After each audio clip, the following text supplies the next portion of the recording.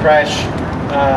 Very pleased to have John, Paul's dad, and Annie, his sister, here with us today. So thank you for coming.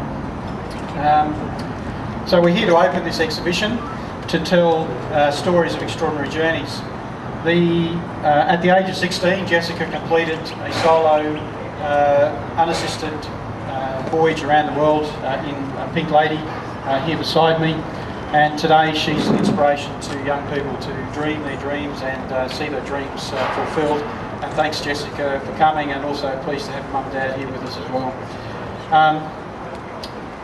Patrick Weinrich and Paul McCarthy got together in about 2000 and built Freedom, which is here on my left, and then they entered in the Atlantic Ocean Rowing Challenge in 2001. And after a grueling 45 days, they completed that crossing of the Atlantic Ocean. Only a couple of months ago, another extraordinary Queenslander, Andrew Abrahams, completed a solo crossing of the Atlantic in an identical boat to Freedom, and I think 60 days, Andrew, is that right? Andrew was 57, okay. An extraordinary achievement. This event is part of the National Heritage Festival, and this year the theme of the festival is Journeys, and so that was a nice fit for us here in terms of maritime journeys, and we grabbed this opportunity to open this exhibition. We have with us today some legacy as an organisation that supports families that have suffered the loss of a serviceman or servicewoman on duty, and we've got 14 children here with us. Legacy have brought these children out for an outing today, and we certainly welcome you to the museum. You're a special group of people. I'd quickly make a vote of thanks. This shed, which we're opening today, has been funded by a grant from the Jupiter's Casino Fund and also the Queensland Government, and we thank both organisations for their support. A large number of people have made today possible, and I thank all of those volunteers who have helped bring today together. But I especially want to mention the people that have been involved in this particular project, and there have been a large number. And by name, Alan Bibby, Rob Murray, Jeff May, Greg Hunt, Hans Pommel, Rosie Field, Dee-Wah Lowe, Graham Tappenden, Ray Willis, Klaus Nathan, Mike Thomas, Bob Hall, Dave Rowlands, Dave Milligan, Don Graven, Warwick Foot, Jim Irwin, Bill Tebbett, Mark Fort, Chris Kyler, Colin Campbell, Doug Graham, Peter Hall, Thomas Asakawa, and Rob Finch. I especially want to mention two other volunteers, Tony Woodcock and Brian Wood. Sadly, both have got serious illness at the moment, and unfortunately, as a result of that illness, we weren't quite ready to have part of the exhibition open today. There was supposed to be, there is going to be a platform in behind me and a ramp running up the side of the outside of the shed there. Tony and Brian were both working on that project, and we, because of their illness, we've slipped about 4 weeks behind schedule, and sadly they can't be with us here today either. We do want to acknowledge their contribution. And the other item which is nearly complete, which will go in on the other side of Pink Lady. Our great team in our Wooden Boats workshop will be building a replica of Pink Lady's cabin. Because we can't allow visitors to get on board, we decided to make this replica. It's a fantastic piece of work. It's probably going to be finished in about 2 weeks' time, and it will sit around on the other side. And that'll give the visitors a feel for what it was like inside the yacht. So great to have you here today. Thanks for coming, and I will invite Jessica to come up and say a few words with us. So thanks, Jessica.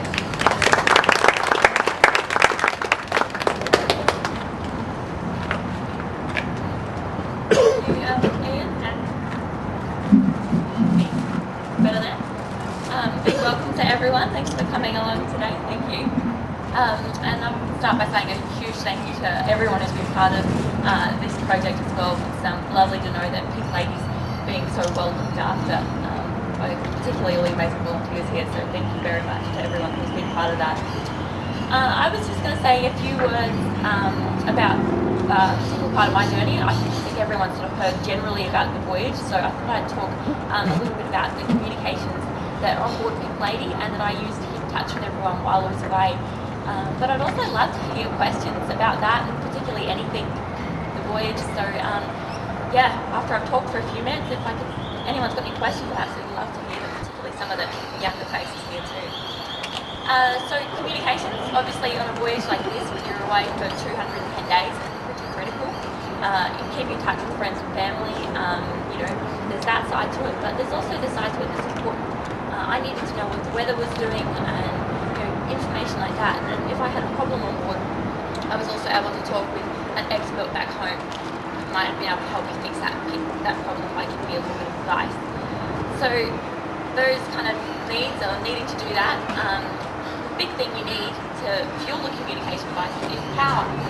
So you can see out behind me, you've got a solar panel and wind generator, and that along with my engine were the only source of power I had. So if I had a cloudy day and there wasn't a lot of wind, I didn't have a lot of power. So I had to be a bit careful about how much communicating I was doing and how much power I was using. The laptop is a lot of power. And as you can see there, the little smashed up the solar panels there. So towards the end of the journey, I wasn't getting quite as much power as I was in the early days when the solar panels were working properly. The wave that did that to the solar panels was pretty terrifying. Pretty scary. So what I actually had on board to communicate was firstly the satellite phone, which is pretty awesome in this day and age. You can have a phone that can work pretty much anywhere in the world with a satellite. So I was able to pick it up and talk to anyone I needed back home, and that was on the back of the boat. It was used for. So there's a dome, and that gave me internet connection. Good old Facebook, really important things like that. But it was a little bit limited. Satellite communication was quite expensive. They also had on board a couple of radios. So one was the short-range VHF radio. You can see some of the earrings on the back of the boat there. So I can communicate with ships nearby, and obviously to report ashore as well. Or also, I had a long-range radio, volume, HF, and I was able to communicate pretty much across oceans, which is a pretty incredible tool there to talk to other ships and yachts surrounding me. Now, as I sort of said, communication was really important because when you're by yourself, although when I say by myself, I did have my pretty trusty crew here, which I'm pretty excited to see them in their glass case. You have to come and say hi, give you an introduction and introduce them to anyone who wants to meet them. They were my only company, so that link to anyone back home was really amazing, really good to have. And because I had that link, I can honestly say I never once sort of felt lonely. I missed everyone. I missed being able to do the things you would only do at home with your family and friends. But I really never felt lonely. With that satellite communication that I did have actually enabled people from all around the world to send me messages as well. So you can't feel lonely when you've got amazing people like that sending you messages of support. So pretty important. It made my voyage a lot easier at times as well. Did anyone have any questions? I'd absolutely love to hear. I think we can be loud enough if you able to yell them out. Yeah, sure, back here. Who was your favourite crew member? Favourite crew member? Well, that's a difficult one. So I've got a few of them here. There's Big Ted and the Pelican, and got some beautiful crocheted accessories on more boring days out at sea. But I think it's probably the dancing chicken here. Because the dancing chicken, you squeeze its hand, and to this day, despite the drenchings of salt water that this poor dancing chicken has endured, it still dances and sings. And when you're having a bad day and things are particularly tough out there, you can't help but smile when you've got a dancing chicken singing at you. So, pretty useful crew member to have. Wasn't totally by myself. It wasn't really a solo voyage. I've got a hand up the back here. Yeah. What is the basic? Come forward a little bit.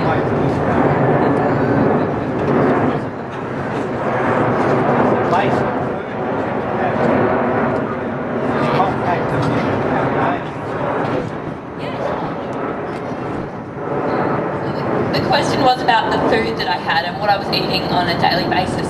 The food was really interesting, and probably a lot of it thanks to Mum and Grandma, and also a couple of nutritionists who gave us a bit of advice from the Sunshine Coast University. Obviously no refrigeration on board, and cooking on a small little stove, so not a huge amount of scope for anything fancy. A lot of it was tinned, dried, some of it freeze-dried. Freeze-dried mince I found was quite good. Other freeze-dried foods were pretty horrific. These guys would have been eating that, I can imagine. And I wouldn't have envied them eating it for so long. But it's pretty amazing what you can actually come up with when you really put a ton of effort to finding stuff that lasts that long. So it was quite a varied menu, and it was great because it was so different. I never really got bored of it. Pasta meals, used to make my own bread, cupcakes sometimes. So things like that kept it interesting for me, and kept me eating well most of the way around the world. A lot of fish. I caught one fish the entire journey. 223 days around the world, 23,000 nautical miles, sorry, and one fish. It's not a very good result there. I think we've got a younger hand up here.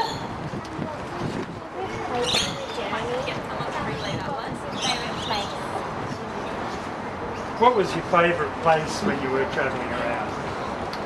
Good question. But the voyage was actually non-stop, so I didn't actually see anywhere along the way. It's kind of incredibly boring to sail around the world without stopping anywhere. So Sydney was pretty good. I sailed out of Sydney and sailed back to Sydney. Having said that, I didn't get to stop anywhere, but I was very, very excited when I saw what they call Cape Horn, which is the southernmost point on America, the American continent, South America, and quite close to Antarctica. So it's a very cold, scary kind of place. But I managed to see it, and I was very, very excited about that because I hadn't seen land in quite a few months. So when you see any land after months, it's pretty exciting. Another younger question down here from a little guy.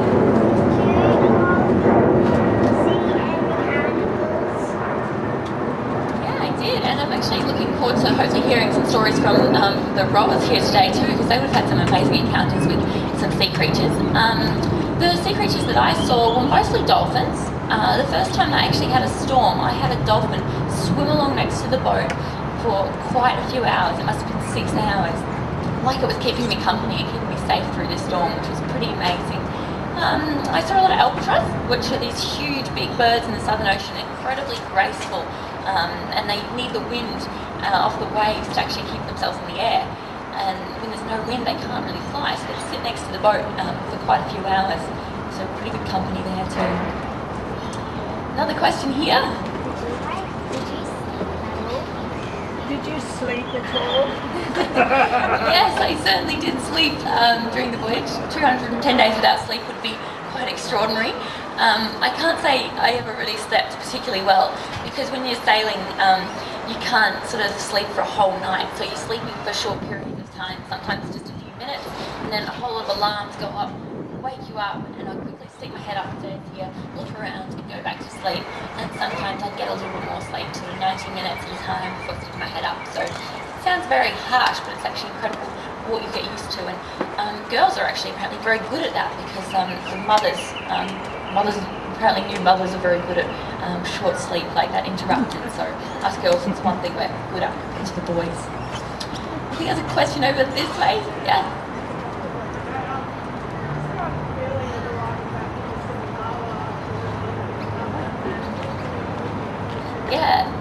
So the first part of the question is about getting back into Sydney Harbour after the voyage, and that was really, really extraordinary. The one thing I sort of say about that experience was just overwhelming because I hadn't seen people in the entire time I was away. I'd seen land, as I said, a few times in the distance. So there's really a lot of empty grey ocean out of there a lot of the time. And when you come back and all of a sudden there's land, there's noises, there's smells, people everywhere, it's too much to take in, it's overwhelming. It'd be like going out in the country for months and coming back to the city. It's so bustling and busy, it's really overwhelming. But very, very exciting, very awesome just to experience everything again. You know, you haven't had a hot shower, a hot bath for so long. It's pretty good when you finally get to have one.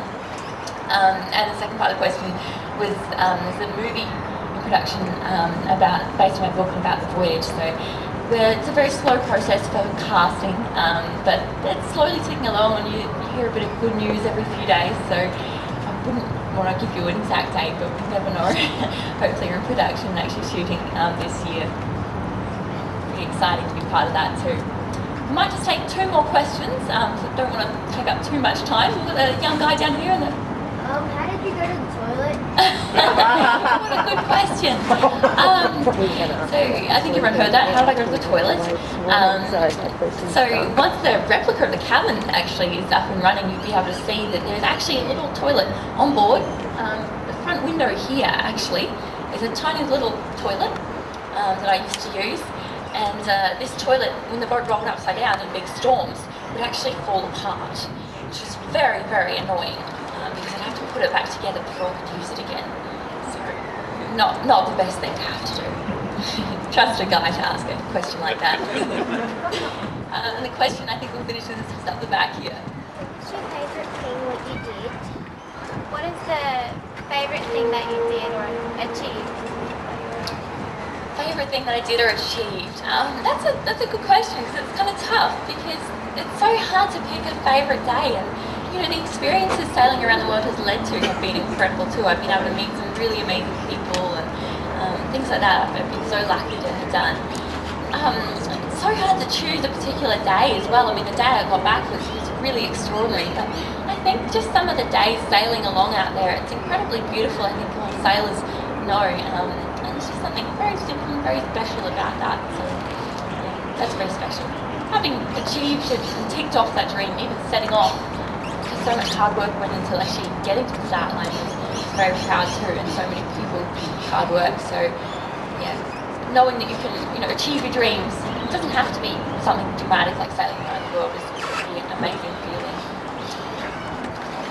We better leave it at that, so we do get to hear from some of the others. I'm looking forward to hearing these stories, but thank you so much again to all the people who were part of this. It's, Pink Lady and I are pretty close. Imagine after spending all that time together, she's pretty special to me, so to see us so well looked after is very lovely. So thank you very much.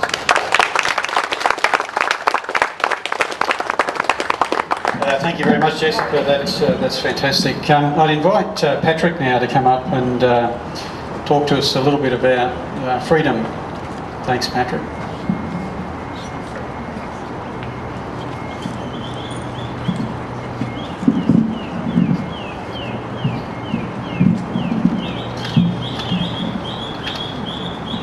All right. So first, I'd like to thank Ian, the staff of the Maritime Museum, and in particular all of the amazing volunteers for putting this together.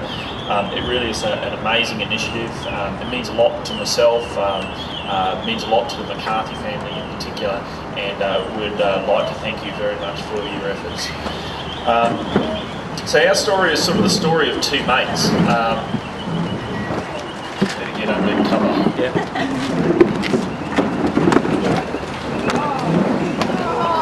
There's a little bit of room here for anyone who wants to maybe sit down there. I might even move back, but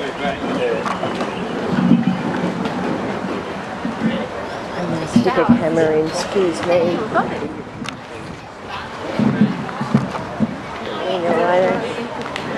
Just go slide on.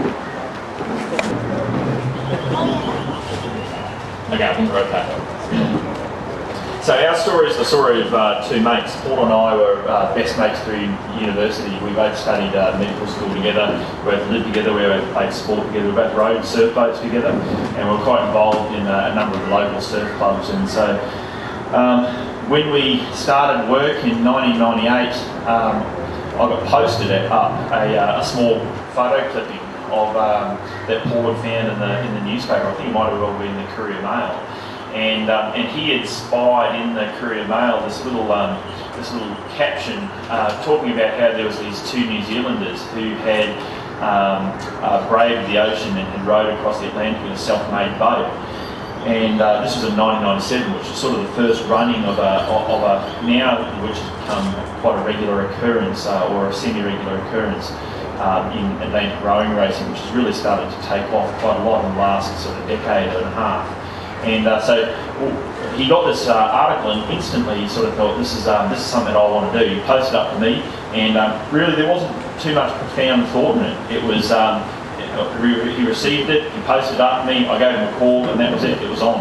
And really it was just the only attraction to us in this sort of thing was the spirit of adventure and the spirit of competition.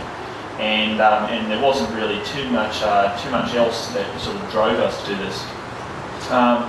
At that time, in 1998, it was a pretty uncommon expedition. We looked through the entire records of any people who had ever tried to cross the Atlantic in a rowing boat, and indeed we worked at that stage that the mortality rate or the risk of death was about 7%.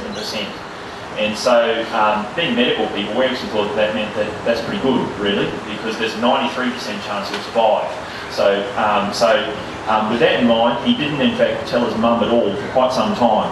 And indeed, my partner, now wife, also didn't sort of know the odds at that time. Although we thought it was a pretty safe thing because it was pretty well run.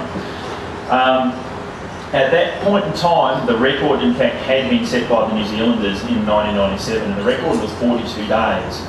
And being somewhat adventurous and being somewhat competitive in our natures naturally, we set straight away the objective of breaking the world record. So that sort of formed our ideas in terms of the entirety of the preparation. So all of the small details, all of the little things that then went on from that were all based around trying to break a world record. So for instance, when you're thinking about equipment and gear, solar paneling and communications and so forth, it all came down to speed, which translates to weight.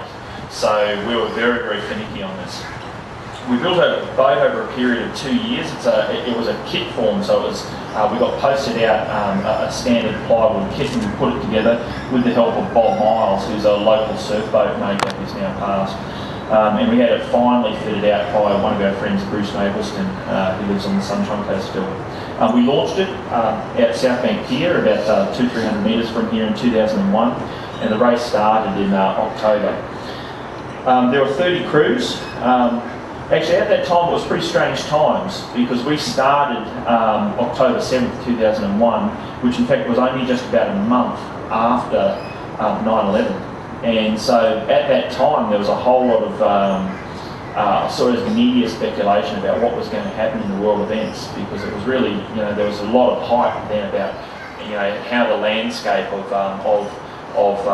political environment in the world was going to change at that time. There was talk about World War III and Armageddon and all this sort of stuff, and we sort of thought, wow, what an unusual time to be out in the middle of the Atlantic Ocean with no communications. We're going to be out there for potentially 2 or 3 months, and we're going to come back and we're going to find out what's happened to the world. So it's a bit like opening a really weird Christmas present. So we took off on our voyage. There were 30 crews in total. We basically lost sight of all of the crews within the first, say, 12 to 24 hours. Had very heavy seas in the first 5 days, which suited us grand because we were both from a background of surf boat rowing, so we just loved it. It was awesome. They were all stern waves, so we were able to row down the waves, and we were able to. It's reasonably dangerous, a little bit hairy at times. There was a fair bit of stuff coming across the bow. The sailors amongst you would are going to turn in their grave as to our level of safety at that point in time, particularly the first 5 days. It consisted of a piece of rope tied to our leg, right? And so that was pretty much the safety piece of equipment, and it was only really brought out in extreme conditions. So, because as you can tell, though, if you're rowing, you can't sort of wear vests and all that sort of stuff. You really have to have something that's conducive to rowing. So, really, anything much more than something tied to the leg was going to be a problem. We rowed in shifts of 2 hours. We determined this by our pre-trials. So, we did a lot of training around Brisbane, up and down Brisbane River. So, say for instance, a training session for us would be 5 days rowing up and down the Brisbane River. Right, so that was a training session, or we might go up the Sunshine Coast, or whatever that would be. We determined that 2 hours was about the right time. If you rode any more than about 2 hours, you started to get a lot of fatigue, and it was a big problem. And recovery, session in, session out was going to become more and more of an issue. We, as I said, were completely focused on breaking the world record, not just winning the race, but breaking the world record. And so we rode 2 hours on, 2 hours off, 24 hours a day for the entire duration, with the exception of one time where the wind was so strong against us that both of us rowing together were still going backwards at a faster rate than if we put out a sea anchor. Right, so for a period of 6 hours in our entire voyage, we put sea anchor out. So apart from that, there was one person on the oars at all times. So sleep was obviously an issue there. So in your 2 hour break, you've got to warm down, stretch, eat, because obviously calorie intake and expenditure, you have to have the equation right, or else you're going to lose too much weight over the voyage. And you had to do boat maintenance and repairs and so forth. I would say my strongest memories of this were of incredible fatigue and mental and physical duress. It really was a personal human experience or a personal experiment in human endurance. After doing this, I can understand what people can put themselves through if they need to. So if you need to, you can do it. It's you just got to have the mindset right to be able to put yourself through the mill. And it is amazing what people can do when they really need to. And yeah, so very, very uncomfortable. Having said that, one of the most amazing experiences of my life. It really was amazing to be able to push yourself to the absolute limit and to be able to feel what it was like at the other end. Interesting about communications, because we were completely focused on speed, we took virtually no communications whatsoever. So we had no communication pretty much with the outside world for the entire duration. We did have some form of communications which failed really early on, so we basically had a handheld radio line of sight only. So we had some communication with boats that we might be able to see in the distance. That would be probably on a fortnightly basis, we might see somebody. Communication didn't really make much difference to us anyway, because if we had a massive storm coming and Armageddon was going to hit us, we couldn't do anything about it anyway, right? It's just basically, it's coming and we can't get out of the way, so it's going to hit you, so we either survive or we don't. So it doesn't really matter whether you know whether it's coming, it's going to hit you. So anyway, so we led for about the first half of the race, which was really exciting, and at some point we hit bad weather, and the next crew behind us, which happened to be the New Zealanders, they were more south of us and they got better weather. And so we placed second behind them. We came in at a time of 45 days, which again we're very proud of, making us the first Australian crew to row across the Atlantic Ocean. So that was good. At that stage, I had decided this was enough. Right? It's to me, my motto at that stage was life was too long not to have done something like this, but it was too short to do it twice. Right, so my idea was to give the boat a Viking burial. Right, so what I wanted to do, this was my idea, right, and we wouldn't have the boat here today if it was my idea, was that we were going to tow the boat out to sea about 1 kilometre from Barbados, and we're going to burn it. Right, and I thought that was a fitting end to the boat, and that's what the boat would have liked. But Paul had different ideas. He wasn't 100% committed, but he said he wanted to leave the option open, and I think he suspected that if we kept the boat, and then he talked to me about it in a few years' time, that I might well come to the party again. So anyway, so we stored it at the Sunshine Coast. Now, the tragic tale to this story is that Paul was involved in the Sea King helicopter crash Shark Go 2 in Nias in April 2005 when providing humanitarian assistance for victims of the tsunami over in Indonesia at the time. There were 9 fatalities and 2 injured survivors. After this time, I thought it was an appropriate gesture with the McCarthy family to donate the boat and its associated items to the Queensland Maritime Museum for safekeeping, because I think it's an important part of our maritime history, and it's certainly a very important and lasting memorial to Paul, and so I think it's a really appropriate and good place for this boat to be. So that's pretty much the story of freedom, but I do have one extra part, and this is a poem that was written by, we sort of call them our crew poet. So every good crew needs to have a poet, and so this was our crew poet, and his name's Andrew Burke, and we went through medical school with him, and he used to row surf boats with us and so forth. And so this was an ode that he wrote and was delivered first at the opening of our boat at South Bank in 2001, and we actually kept it with us. And I'm a little bit ashamed actually. I should actually know this completely off by heart without actually having a piece of paper in front of me, because we had it out there, and when times got tough, we would read it to each other.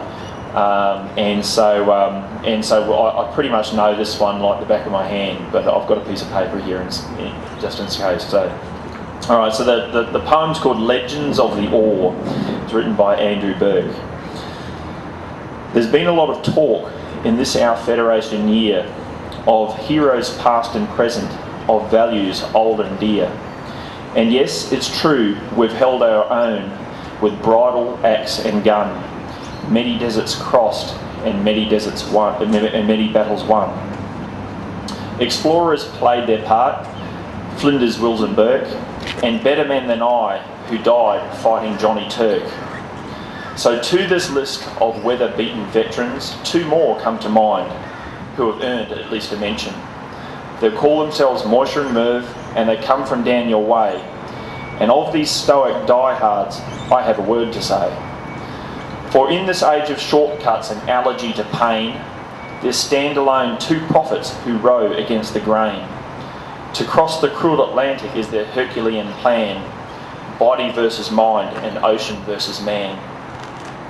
2,700 miles of waters grey and deep, across the soundless tomb where many sailors sleep.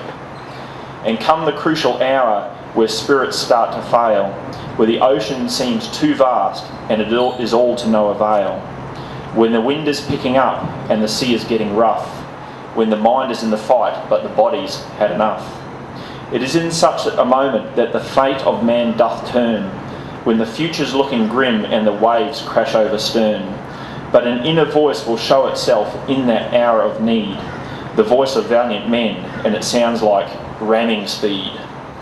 So without need of speaking, they place hands on bloodied oars and row towards the setting sun as wind and sea still roar. And as the storm begins to break, they look each other in the eye. A realisation enters them that there are worse things than to die. Should the sea decide to claim them before they reach the shore, it won't be out of malice or any sense of scorn. No, old King Neptune will have recognised his own and called them to his service to stand guard beside his throne. So when you're sitting in your cafe or paddling in the surf, just stop for one moment and think of Moisture and Merv. For while you're sipping at your latte with your heart forever growing smaller, as long as freedom is on the sea, our nation is growing taller.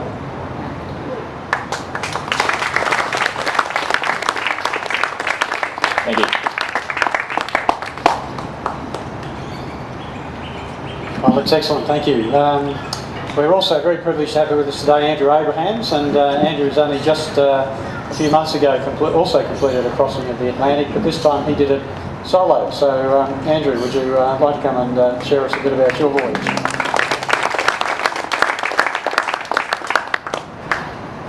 Hello.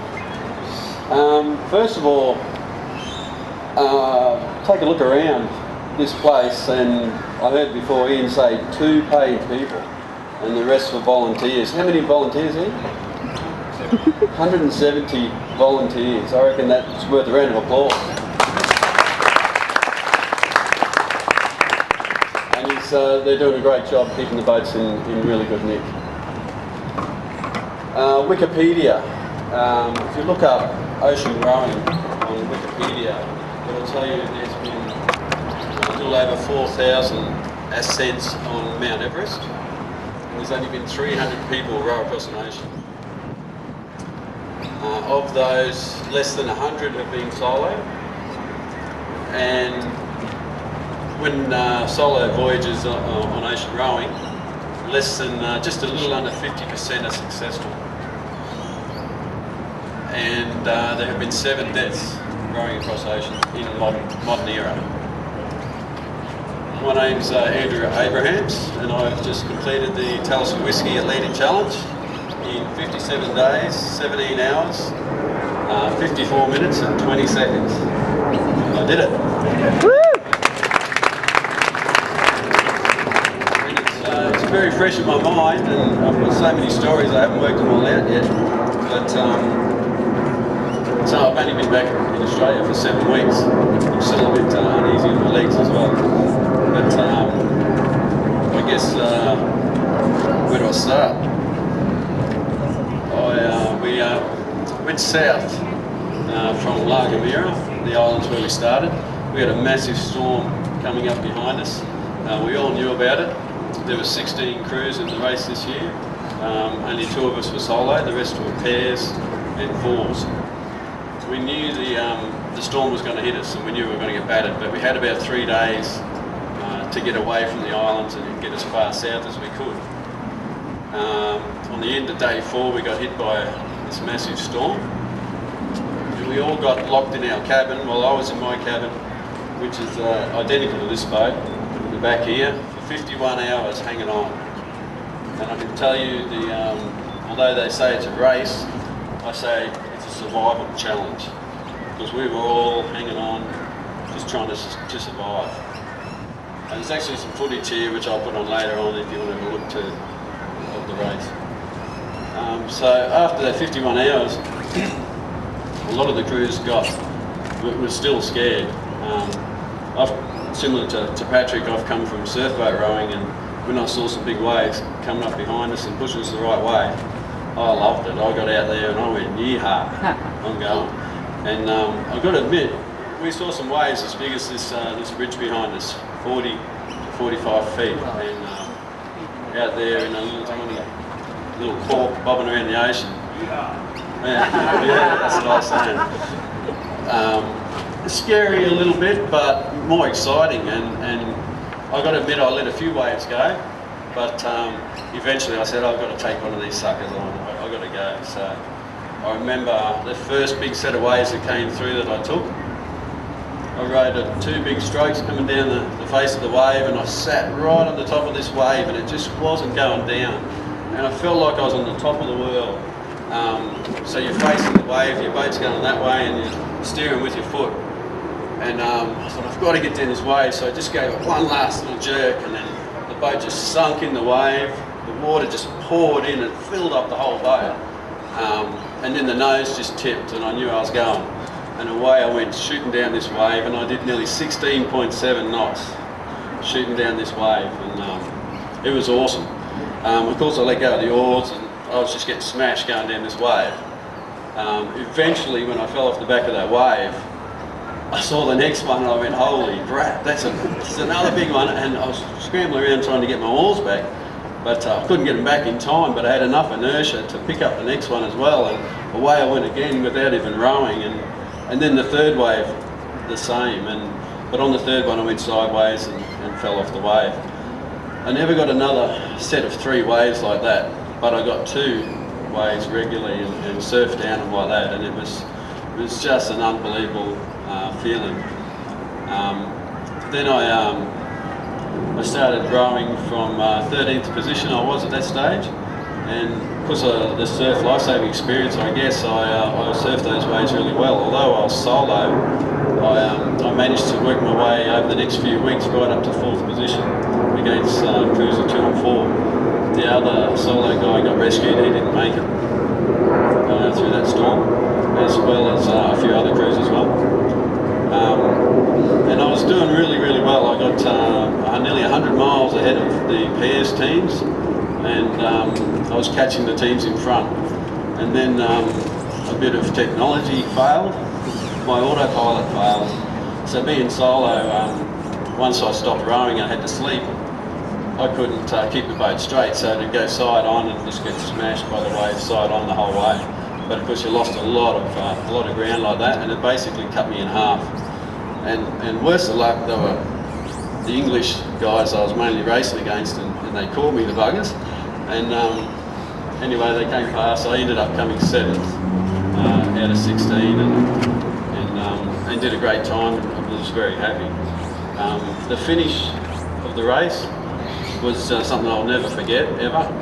Rowing into a harbour, and you've got, it was 3 o'clock in the morning for me. It was when I got there, and these massive big white boats in the marina, they're all blowing their horns and flares going off, and people shouting at you from 300-400 metres away. Come on, you're nearly there, and you're rowing, and your hands are ready, just about falling off, and you're really, really tired. So that finish for me, I'll never, ever forget.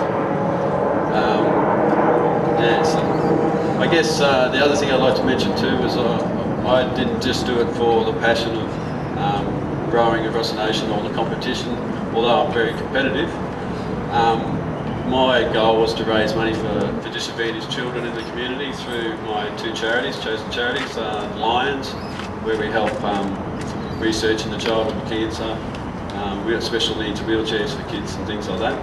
And then also Kui Community, who's another charity down the Gold Coast, and they help out kids at the grassroots level, I call it, where the government assistance isn't there for them yet, so they help out families with kids in need.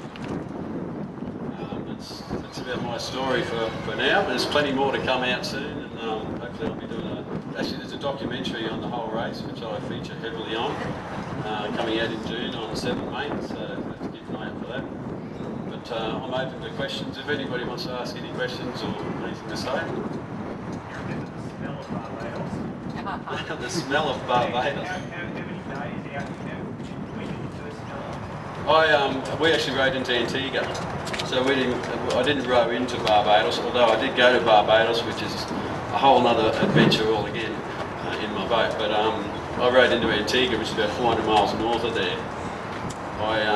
About 20 miles out, I managed to see the land, and it was a pretty funny feeling being on your own for 57 days and then all of a sudden turn around and there's land and nothing was going to stop me then. I was, well, that was it, I was just when they get there. So I don't remember the smell, no. Yeah, wow. Yeah, we had a boat come out, a big game fishing boat come out to do some filming and footage right up behind us, and all I remember is the smell of those fumes from the diesel boat right up behind me after 57 days. Yeah. Have we got a little question there? How did you go to the toilet? I was hoping Patrick could get that one. We used a very simple method, bucket and chuck it. Yeah, simple. Worked. Any other questions?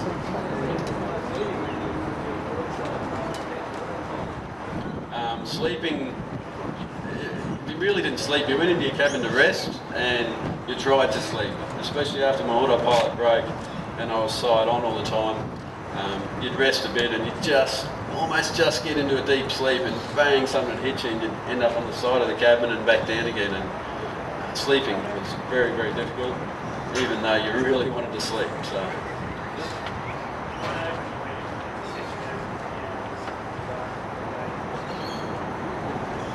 You wouldn't believe it if you saw my log, how much I rowed. I didn't really row that much. I'm a world record holder on the rowing machine. I've done 1 million metres in just under 5 days and hold the world record for that.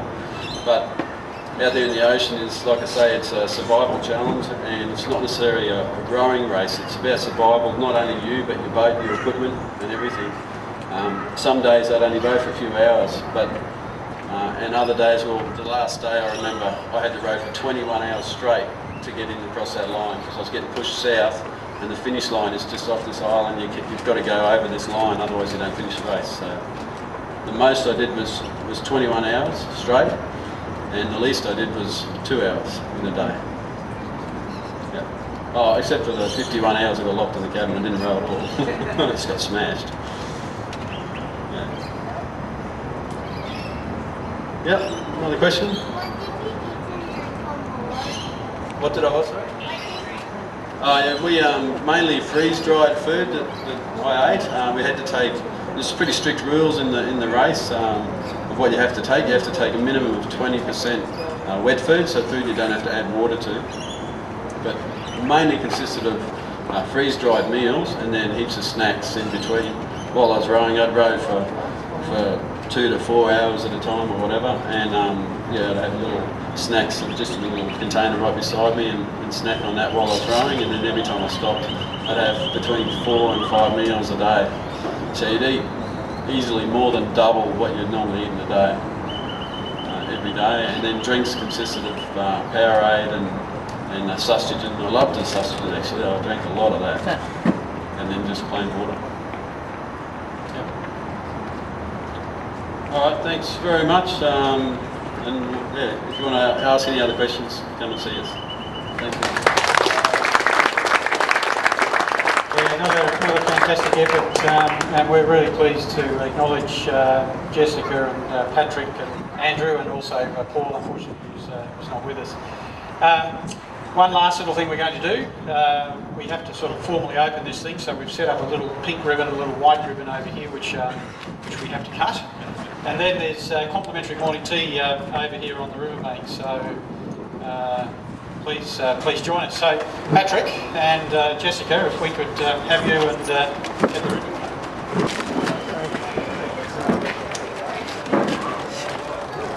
All good? Everybody ready? 3, 5, 4, 3, 2, 1, go.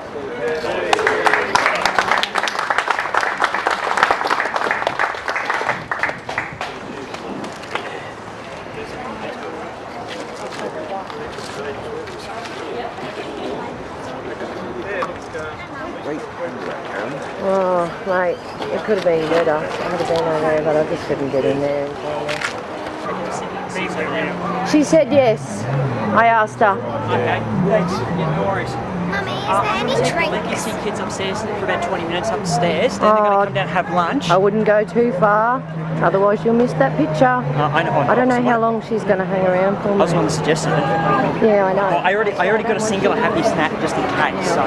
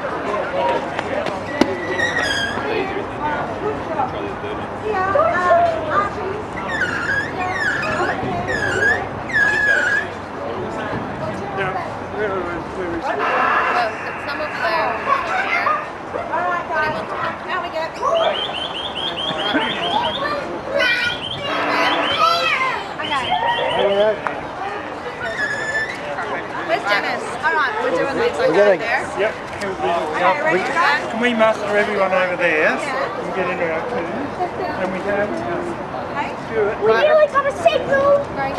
Stuart is going to walk us through to answer any questions. Okay, So we'll be in our groups, but he reckons that's the manageable. over here. All Over right, here in guys. the shed. Let's go in the shed. Let me see, kids. Got to go in the shed over there, Mark.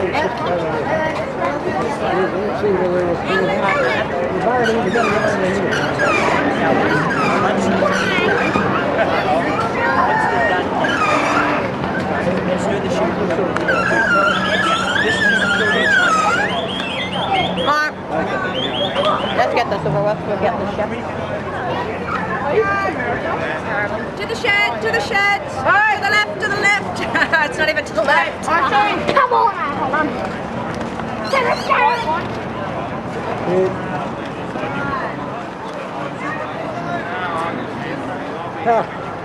What do you think of it, Karen? Good? Lovely, wasn't it? Yeah, I didn't know that they were doing the speeches this morning. No, I didn't. I think Dennis knew and he had it all cleared up. Whose camera is this one?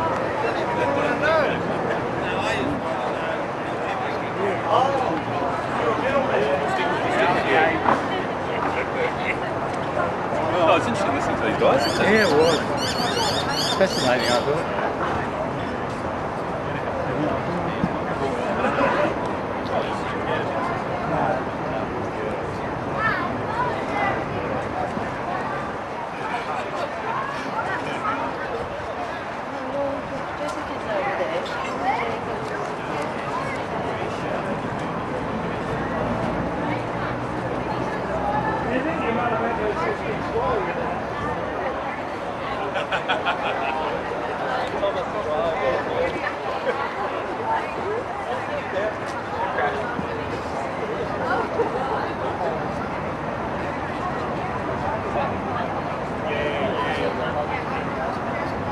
Yeah, we had a couple of ideas.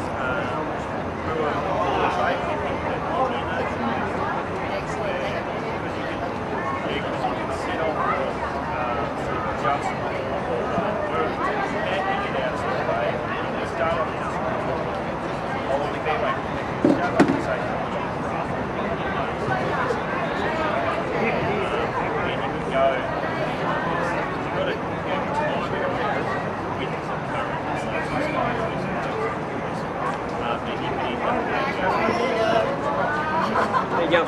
I'm good.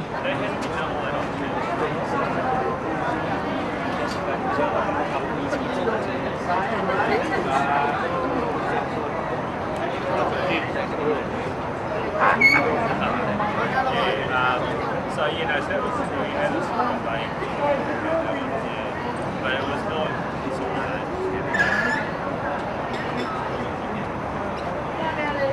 they do have the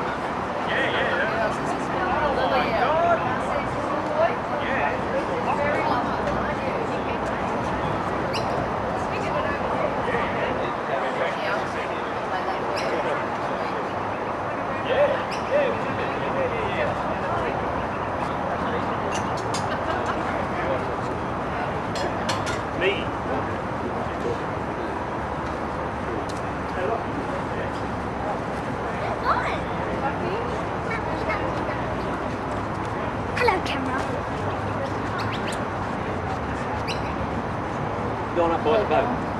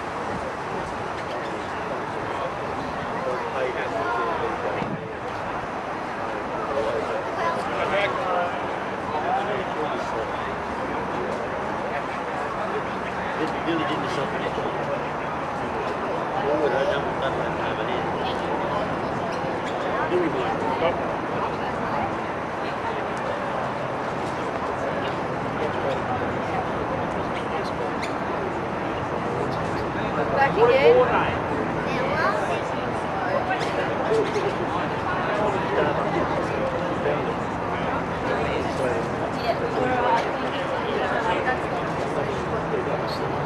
There you go, thank you. See if we can spell Lily L it is, it's L-I-L-L-I-E-L-L-E.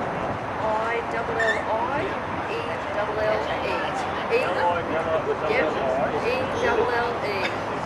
Gee, I'm mean, aren't I? Mean, mummy?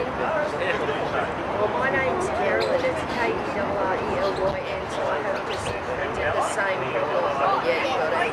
Same problem as me. You've got to spell it, you get it wrong. I-S-E.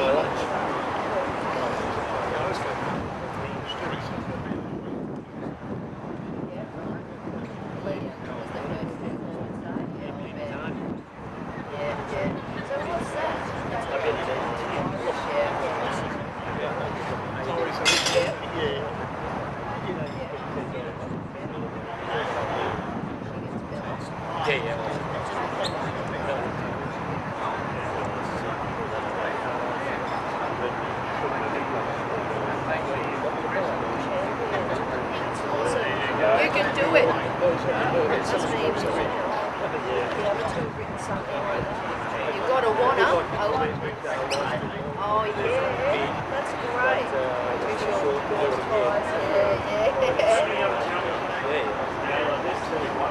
Yeah. And it nearly turned him.